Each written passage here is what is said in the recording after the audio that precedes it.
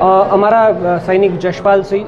જે રજા પર આવ્યા હતા, જે સર્વિંગ સોલ્જર છે, એ રજા પર આવ્યા ને એક દિવસે એમને હિંમતનગરની અંદર ટ્રાફિક પોલીસ દ્વારા પકડીને જે રીતે માર મારવામાં આવ્યો અને ત્યારબાદ હોસ્પિટલની અંદર એને એડમિટ કરવામાં આવ્યો અને એડમિટ કર્યા પછી જે એમએલસી કેસ થાય છે એની અંદર ડૉક્ટર એને નોન ઇન્જરી ડિક્લેર કરે છે અને નોન ઇન્જરી ડિક્લેર કર્યા પછી એ સૈનિકને જ્યારે લઈ જવામાં આવે છે મિલિટરી હોસ્પિટલની અંદર, તો મિલિટરી હોસ્પિટલની અંદર એને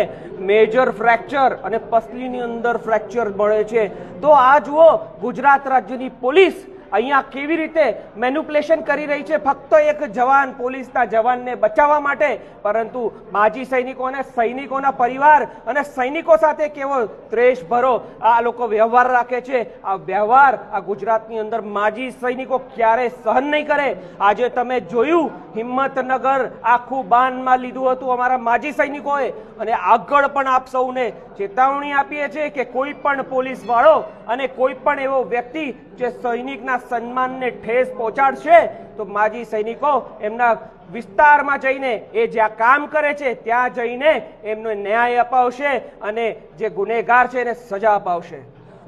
મારું નામ વિનય ચૌહાણ।